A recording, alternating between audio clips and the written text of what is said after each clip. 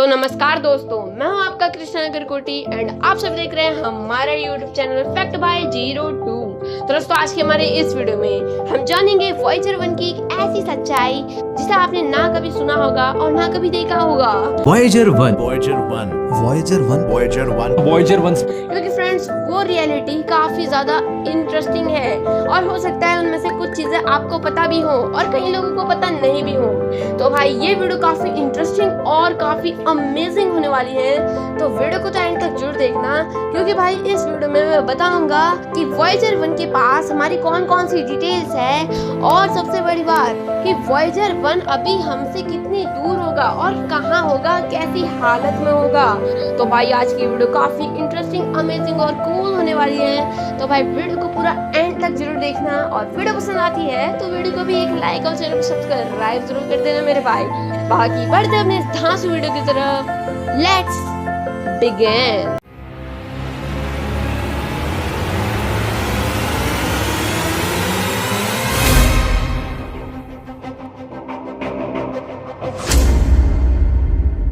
ये बात है सितंबर 1977 की, जब इंसानों ने एक छोटा सा यान भेजा जिसका नाम उन्होंने रखा वॉयेजर 1। उसका मेन गोल था हमारे सौर मंडल की खोज करना, लेकिन किसी ने नहीं सोचा था कि ये छोटा सा यान एक दिन इंसानियत का सबसे दूर का दूत बन जाएगा।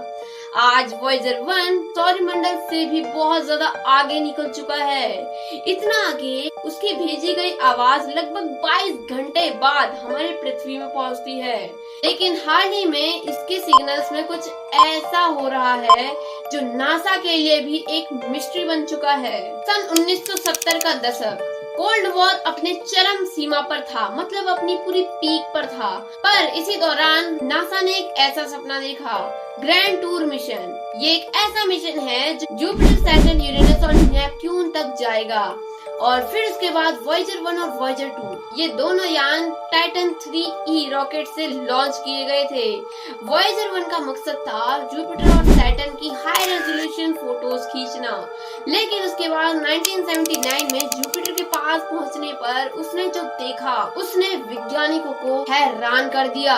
गुजरते हुए बादल, बिजली की चमक और एलो नामक चंद्रमा पर ज्वालामुखी। हाँ, हमारे सौरमंडल में एक सक्रिय ज्वालामुखी चांद भी मौजूद है। और फिर सन 1980 में सैटर्न की वो शानदार छवि, उसके छल्ले, उसके चांद। वॉयेजर 1 ने इन्हें ऐसे कैद किया जैसे किसी कलाकार ने ब्रह्मांड की पेंटिंग बना दी हो। सैटर्न के बाद नासा ने वॉयेजर 1 को आदेश दिया, अब तुम सीधा बाहर जाओ। उसने और हवा की सीमाएं पार करनी शुरू की। सूर्य के कणों का दबाव धीरे धीरे घटता गया और लगभग 35 सालों के बाद सन 2012 में वॉयेजर 1 ने पार कर ली वह सीमा, हेलियोपोड, यानी कि जहां सूर्य का प्रभाव पूरा का पूरा खत्म हो जाता है और वहां से इंटरस्टेलर स्पेस शुरू हो जाता है। वॉयेजर 1 अब तक सूर्य से 24 अरब किलोमीटर दूर पहुंच चुका था। वहां का तापमान -270 डिग्री सेल्सियस था।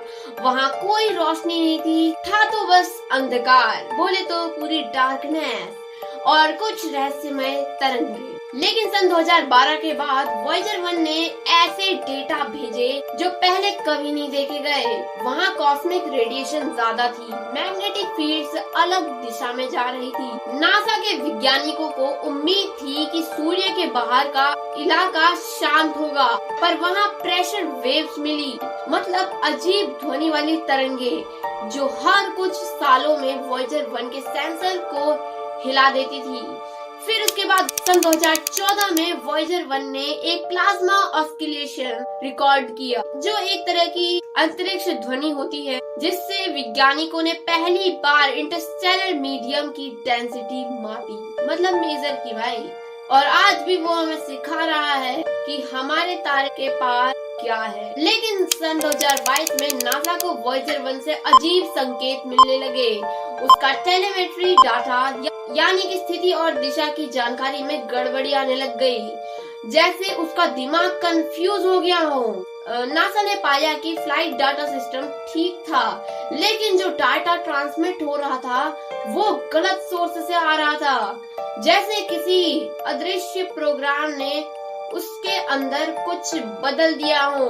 फिर कई महीनों तक साइंटिस्ट्स ने डिकोडिंग की, लेकिन कोई हार्डवेयर एरर नहीं मिला। कुछ लोगों ने इस चीज का कारण बताया कॉस्मिक रेडिएशन, कुछ बोले शायद से वॉयेजर 1 किसी अज्ञात मैग्नेटिक फील्ड से टकरा गया है, क्योंकि अब तक वो वहाँ है जहाँ से लौटकर कोई संदेश नहीं आता।